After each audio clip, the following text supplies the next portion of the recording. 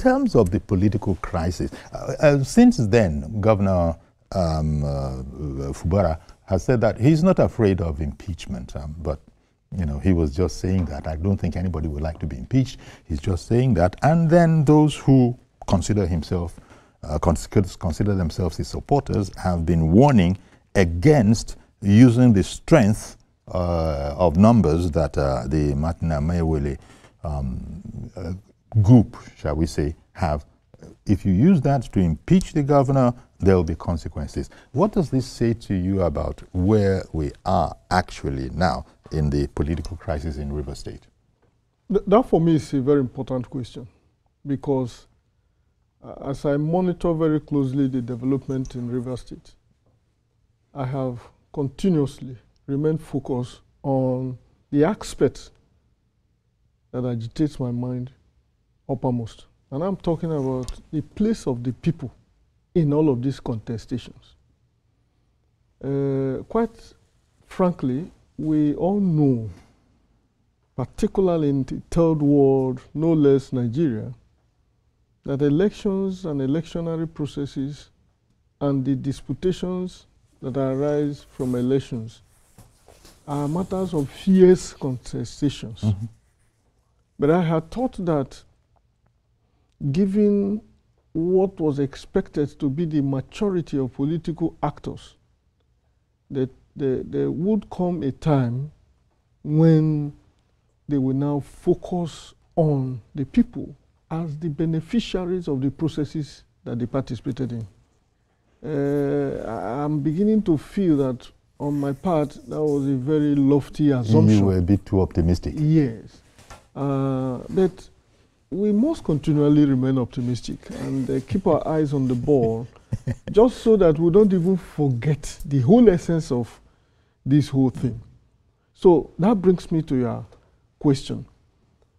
You know, we have traveled so far in our democratization efforts.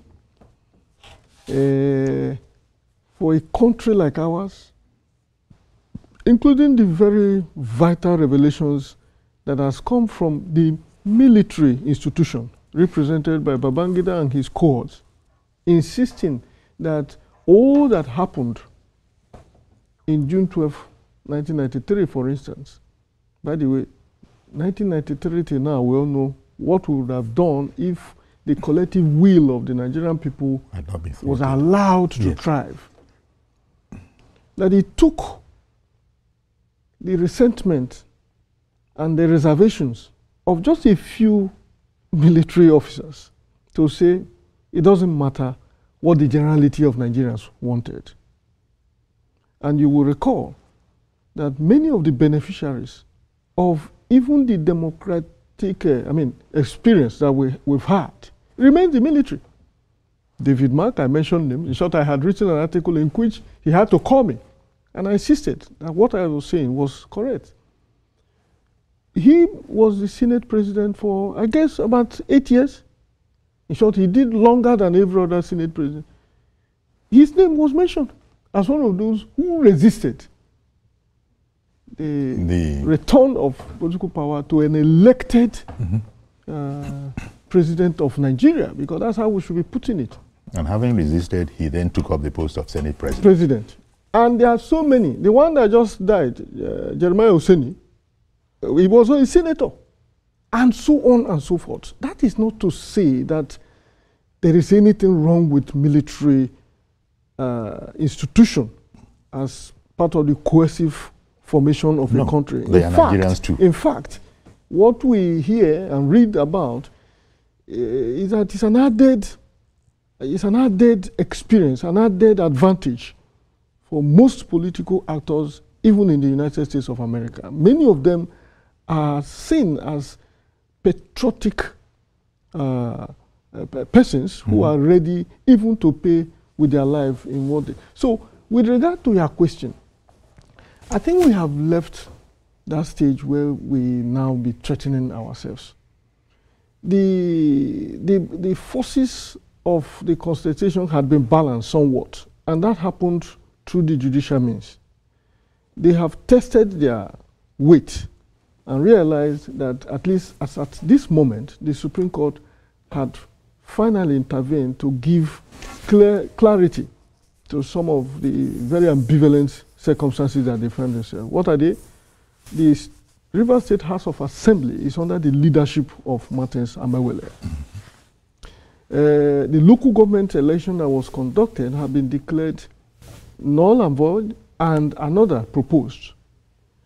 The court went ahead to say that given that one of the very many transgressions was the presentation of appropriation bill to just four or five man member of the House, and that was quite incongruous, and that the budget should be represented to the Martin Amewele, a larger house. A larger house, and so on and so forth.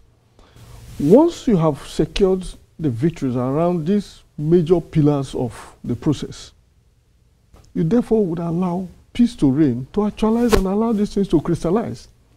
Where the people of Rivers State will therefore find it very difficult to accommodate is if the element of violence is introduced into the whole mix to twist or force their way through. That is not necessary. Rivers State, in my view, has suffered so much as a result of the ego and self-aggrandizement of just a few individual persons, however powerful they are in that state.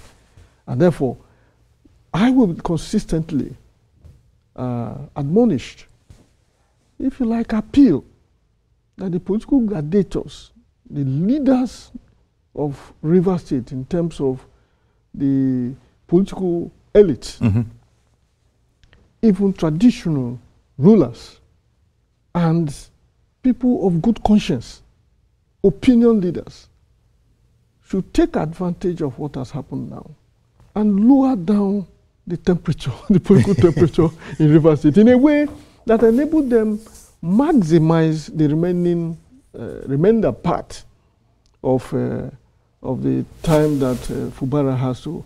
I am not oblivious of the fact. In short, I'm not naive to know that for those who probably see themselves as victors in this whole contestations would, if you like, begin to dig in, hoping that it is not just discrediting the sitting governor, it is also making sure that he is unable to continue in the governance of Rivers State, including and not limited to the touted impeachment attempts.